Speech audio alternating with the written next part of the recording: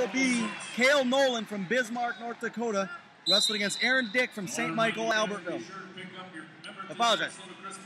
It will be Gabe Shea from Kasson-Mantorville wrestling against Kael Knowlen from Bismark, North Dakota. Shea is in the black singlet, Knowlen in the white singlet. This is Mac Ryder here with Gordon Beershank, bringing you the Minnesota Christmas Tournament Finals, live from Rochester, Minnesota. Real matchup of body types here, Mac. We've got a long, lanky kind of guy from KMS here, and you've got the typical short, squat kind of wrestling body from your Bismarck wrestler here, Knowlen. Should be a real good matchup. Knowlen's earned bonus points so far in 3 of his 4 matches in the Christmas tournament. He's got 2 falls and a technical fall, and then won by score 2-0 in the second round. Shea's got bonus points in 3 matches as well. He's got 2 techs, a major, and then he won a 1-0 semifinals match, a real exciting match over Aaron Dick of St. Michael in the semifinals. Yep.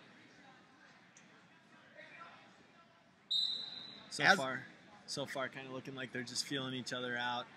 Obviously, you got a wrestler from North Dakota and a wrestler from Minnesota, so probably haven't seen each other this year or in their careers, and just kind of getting a feel for each other here.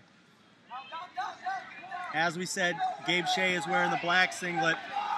Kael Knowlen wearing the white singlet. Knowlen with the takedown. He's in deep on a shot, scrambled around.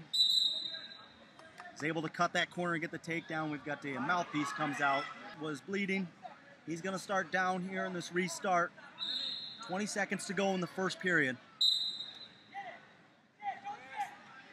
Knowlen doing a great job of staying under the arms.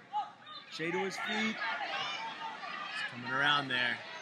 10 seconds left. 10 seconds. Knowlen still got his hands locked. He's still got there, and he breaks the lock. That's a 2 reversal for Shea. As time expires here in the first period, we got a 2-2 score. Excellent flurry there towards the end of that period. Absolutely. Really kind of plants a seed with Knowlen there that Shea is not going to be a guy that's going to give up, at the end of periods. He really worked hard there for the score and got what he was looking for, which is the best that he could have hoped for, a reversal. Shea's going to start down again in the second. I mean, if you're Shea, you got to get back to that switch, just why you got away in the first place. Absolutely. He's got to kind of get Knowlen off of that heavy ride coming up top and bump his way back and look for the sit-out, because he did real well when he got to that position. The long arms that he's got are really going to do well for him there. But, you got Knowlen really bending him up on this leg ride here, which, a long guy like that, get him stretched out, and it's not much to take those limbs over the head and run a power half or stripe him over for some near fall. Typically, leg riders you're going to see are going to be the taller, lanky guys. So Knowlen is a fairly short 106-pounder. He's throwing the legs in and really putting ref's going to stop that one. College, you might have seen that one continue. Lay back and let his minions do his work for him, and that's something that he'll have to live with. Restart here. Shea's going to start in the bottom position. Great decision on Shea's part. He was in a tough spot. He turned down because he could very easily give up a lot of riding time there. But he turns down and gets a fresh start. Try and get going. Knowlen slips the legs back in and going right back to this, trying to crank on the arm. Doing a great job. That's a great ride. That's really taken a lot out of Shea to have his arm over his head like that. You get these real kind of slender 106-pounders, and maybe it doesn't, but any guy that gets their arm bent back behind their head like that, it's got to take a lot out of him. And again, I think the ref's doing a great job stopping that. I think, that arm is going over top of the head. It's a tough position to have a high school kid wrestle in. And it's tough because, as a top guy, you're like, hey, I'm close to turning this guy, and this is exactly where I want to be for that position, but it is potentially dangerous, and it's definitely the right call. 20 seconds to go almost here in the period, and Shea's doing a great job of moving on the bottom. Knowlen's trying to slip that leg in. Shea needs to score at the end of the period again. That's where he scored the last time. Great action there. Knowlen just doing a terrific job, staying behind the elbows, riding Shea hard. I'm looking for some near fall there at the end. Wanted to close it out with some back points. As time expires here in the second, level kids, you're going to see 106 is going to be a weight dominated by 7th and 8th graders, freshmen, maybe sophomores. Knowlen here, an upperclassman as a junior, doing a good job. He's going to start in the bottom position in the third period. He's moving well. We got a 2-2 score here.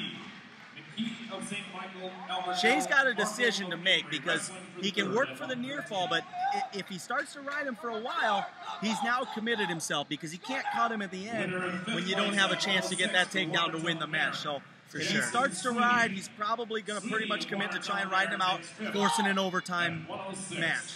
For sure. And so far, Knowlen's looked pretty strong down there, keeping his position, not really being broken down. So we'll see how this plays out. It looks like Shea looks like a pretty tough rider. He's got that good claw ride going in right now, spiraling him down, but he hasn't been able to break him down. So we'll see how this progresses through the third period here. Fresh whistle, come on, hustle. Wrestling on the edge of the mat here. Knowlen's got to work off because he's wasting time here on the edge of the mat. You know, with time winding down, and he just needs an escape to win this match. He's got to be a little smarter there towards the edge to just get out of bounds, get a fresh start. He was able to, but he lost about 15 seconds there where, you know, that could come in handy towards the end of this match. Yeah. Fresh start here. Knowlen again in the bottom position. It's a 2-2 match. We've got 50 seconds to go in the third period.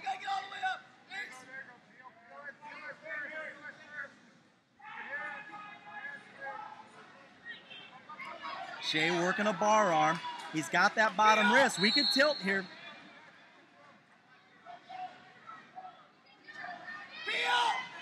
Shea has those long arms, and he's using that. He's caught that wrist underneath. He's got to drive He's forward. having a hard time really establishing that bar, though. He's got the arm hooked, and it looks a lot deeper than it is. But if he doesn't get that arm up, where Knowlen's in an uncomfortable position, he's not going to be able to do anything with it. Got 10 seconds left. 10 seconds to go in the third. It looks like we could be seeing overtime here in the first match of the Minnesota Christmas Tournament Finals in 2012. And that's where we're headed. Great job by Shea. Great job by Shea controlling that period, riding the whole period, and really just keeping Knowlen in a position where he was on the defense the whole time. Both wrestlers did an awesome job in the second and third periods, respectively, to ride each other out. We're going to settle this one on our feet. Knowlen getting really aggressive. Walking right in there, looking for that underhook.